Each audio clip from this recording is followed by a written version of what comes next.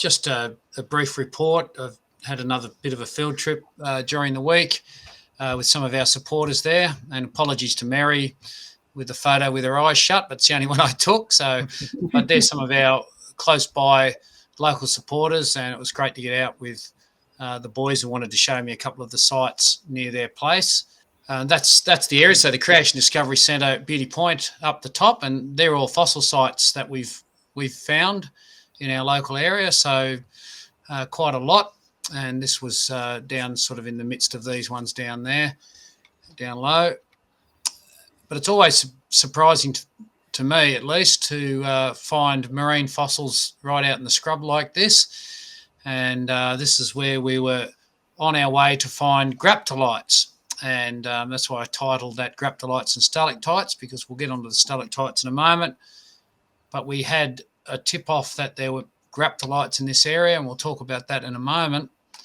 Here the boys, when we finally found some, it took us quite a while till we first came across some, because the university had been there many years ago, but had collected quite a bit, I think. So this is what we found. Graptolites are small floating, probably corals, I believe, John. And one of the things you can see in that picture, which John pointed out when I showed him, was how they're all orientated in the same sort of direction, which is indicating water flow. When they're buried, they're also been compressed, according to the university reports for the area. And so they've been, rapidly dumped and compressed in water. So here's the report, and you obviously can't read that, but there's a picture of what graptolites look like on the far left there. Each of those little sort of tubes there is an individual creature, and there's an interesting thing that I pulled out of this report. You can see that that's the clue, because it told us about the area, and it just so happened that the supporters knew the landowner who led us on to go and have a look at them. So that was great. But there's two little interesting bits there that I noticed in the report, that on the same bedding surfaces as the graptolites, and also stratigraphically below them, are poorly preserved plant remains. And obviously ocean floating graptolites don't occur with land plants normally, so that's another indication of sort of mass dumping. And this bed occurs, the same sort of bed occurs right through to Victoria, and I think John's investigated those beds with graptolites up there in Victoria. So it's interesting that land plants are below them stratigraphically and mixed in with the same layer that the graptolites are found on. So I'll keep moving along, because I know we've got lots to cover. So getting on to the stalactites, the boys knew of a cave. So this is not a well-known public cave, but it's a cave, and that's how we had to get into it. I was a little bit nervous at first, crawling in. There's a big rock just through there that you had to sort of scramble between two. So it was a little bit tight, but that's what it was like inside. And you can sort of see on the floor there, just so I don't get in trouble a little bit later, but you can see some of the broken stalactites. I don't think that's people breaking them off.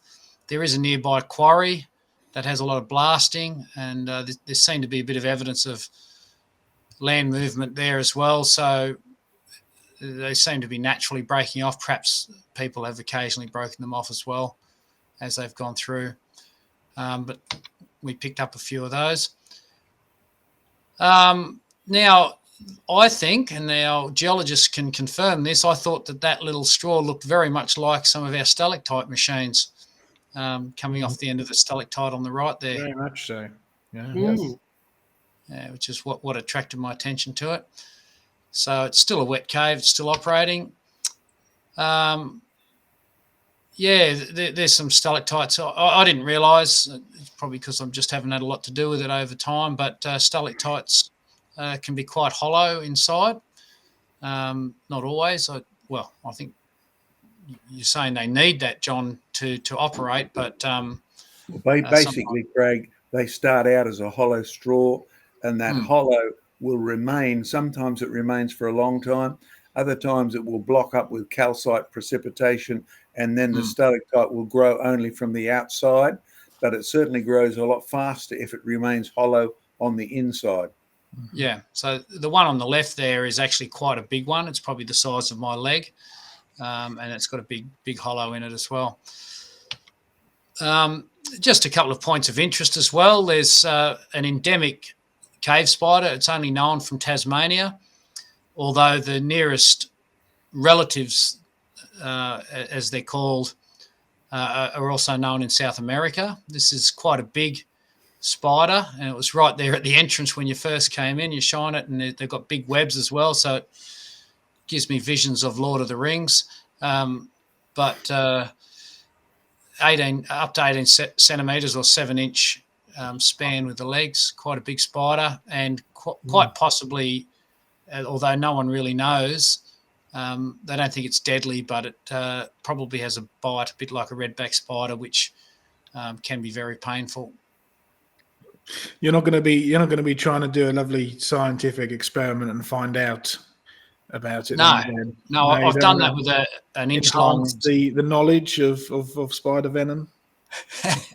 I've done that with an inchman, which is an inch long ant that we have in Australia, and put my finger up to it and bit me, and it was quite hard. But I'm not going to do that with a spider. No.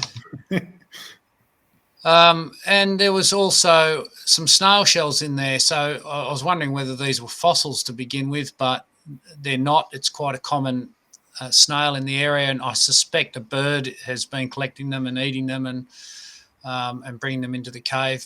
I did find a bird bone in there as well, so that may be what's happening there.